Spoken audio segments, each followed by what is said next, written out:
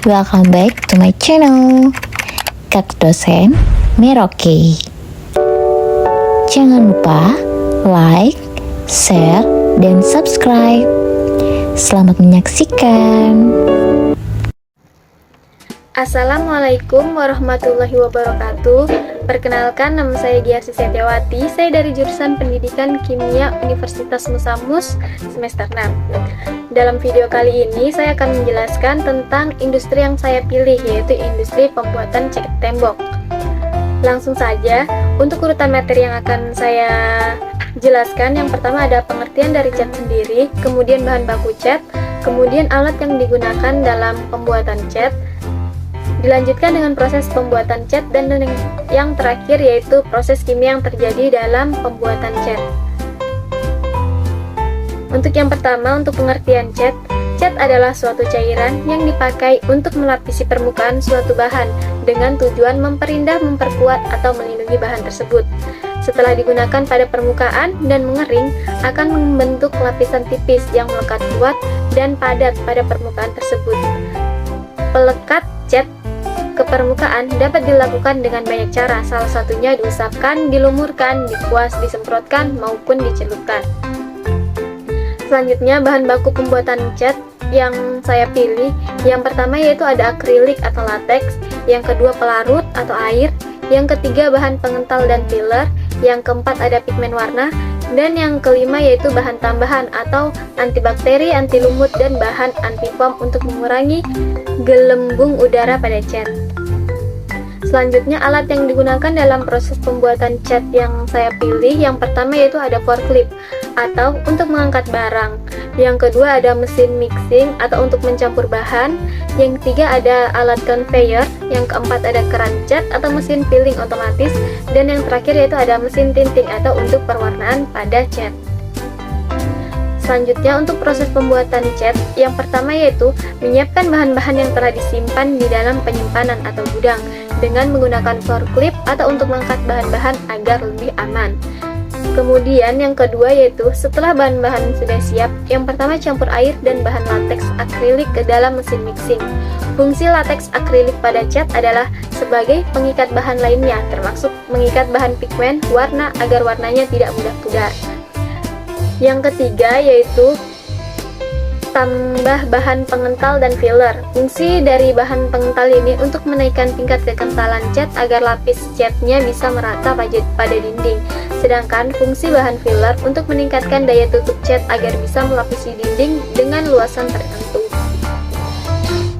Proses keempat yaitu tambahkan bahan tambahan yang digunakan, yaitu seperti antibakteri, anti lumut, dan bahan anti foam untuk mengurangi gelembung udara pada cat.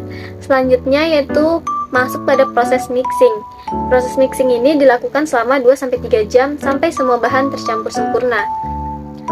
Selanjutnya, setelah proses mixing selesai, cat dinding bisa langsung dimasukkan ke dalam kemasan kaleng yang sudah disiapkan.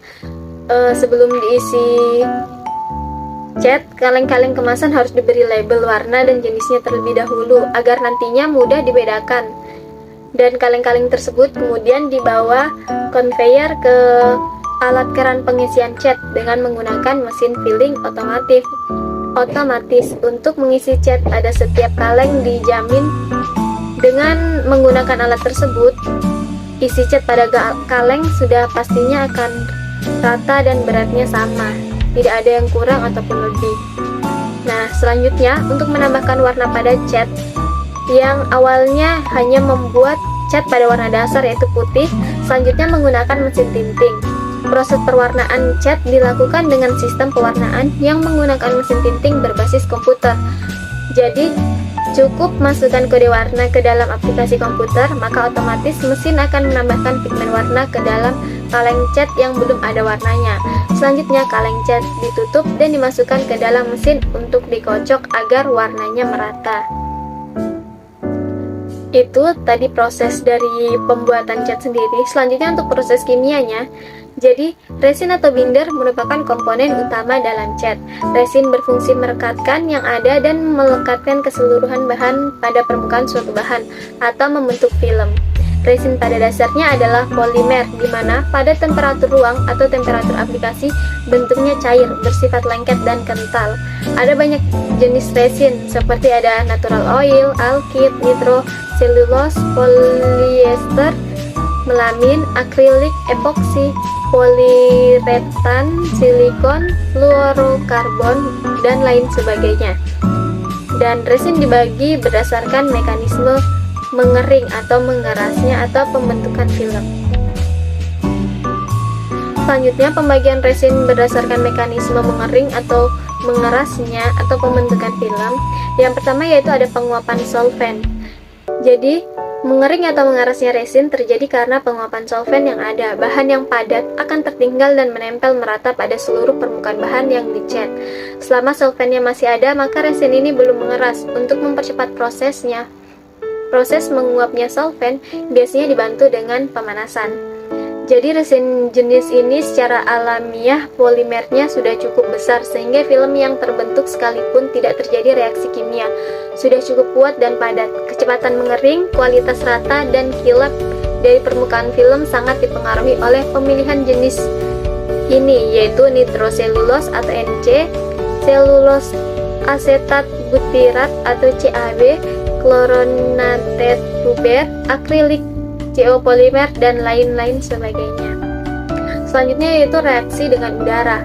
Mengering atau mengeras karena ada reaksi kimia antara komponen udara, yaitu antara oksigen atau air. Dengan resin tersebut membentuk molekul-molekul baru yang lebih besar dan saling berikatan satu sama lainnya. Resin alkyd atau natural oil atau kombinasi keduanya mempunyai ikatan rangkap atau tak jenuh dalam struktur molekulnya, oleh karenanya resin ini bersifat reaktif terhadap oksigen. Namun pada temperatur ruang reaktivitasnya masih kurang jika akan dipakai. Pada resin prepolimer polisikoyanet terjadi reaksi moisture antara gugus fungsional yang reaktif dengan air atau kelembapan di udara. Ciri utama cat yang mempergunakan resin jenis ini adalah akan mudah mengeras pada permukaannya atau mengulit bila kena udara terbuka, kalengnya cukup lama. Selanjutnya yaitu ada reaksi polimerisasi. Campuran akan mengeras atau mengering karena terjadi reaksi kimia antara dua resin yang ada dalam campuran cat. Reaksi ini sering disebut reaksi polimerisasi. Hasil reaksinya adalah sebuah campuran polimer yang mempunyai berat molekul jauh lebih besar dan mempunyai ikatan 3 dimensi atau crosslink yang jauh lebih kuat dibanding reaksi yang dijelaskan sebelumnya. Selanjutnya yaitu tanpa katalis. Pada suhu ruang, dua pasang resin jenis ini sudah cukup reaktif untuk memulai reaksi. Maka, pasangan resin jenis ini harus dipisahkan satu sama lain sebelum dipakai. Dicampur satu dengan lainnya jika hanya akan digunakan. Tergolong dalam jenis ini adalah resin epoksi dengan polyamid dan polyol. Dengan polisokyanat, resin kedua dalam pasangan tersebut, polyamide atau polisokyanat biasanya disebut sebagai hardener. Karena setelah resin ini dicampurkan dengan pasangannya akan terjadi reaksi polimerisasi di mana hasilnya ditandai dengan mengerasnya campuran tersebut.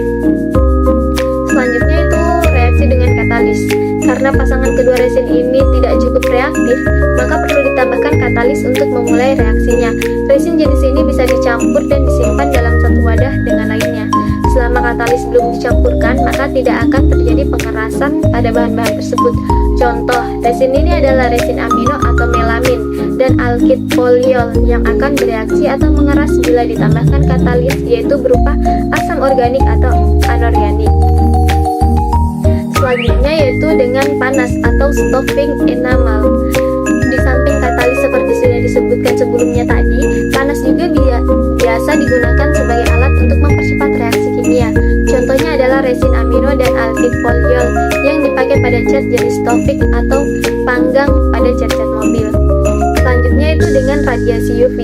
Beberapa resin tertentu seperti polyester tidak jenuh bisa bereaksi satu dengan yang lain bila diradiasi dengan sinar UV. Pengeringan dan pengerasan terjadi setelah campuran resin dikenai sinar UV. Nah, itu tadi proses kimia yang terjadi dalam proses pembuatan cat. Selanjutnya ada diagram alir untuk mempermudah tahu bagaimana jalannya proses pembuatan cat. Jadi dalam diagram alir ini yang pertama yaitu premixing, yang kedua grinding, selanjutnya dilanjutkan dengan let down, yang keempat ada filtering, selanjutnya masuk pada color matching, dan yang terakhir yaitu packaging. Nah, dari kesimpulan industri yang saya pilih, yang pertama yaitu bahan-bahan yang digunakan dalam pembuatan cat sangat banyak dan bervariasi. Tetapi intinya cat terdiri dari resin atau binder, pigment dan extender atau filler dan solvent. Selanjutnya proses produksi cat melalui beberapa proses, yaitu proses premixing, grinding, let down, filtering, color matching, dan packaging. Dan yang terakhir, kesimpulannya yaitu untuk mendapatkan kualitas cat seperti yang diharapkan dilakukan berbagai pengujian terhadap resin, pigment, extender, solvent, dan aditif. Baik, demikian penjelasan dari industri yang saya pilih. Mohon maaf jika masih banyak kesalahan. Wassalamualaikum warahmatullahi wabarakatuh. Terima kasih.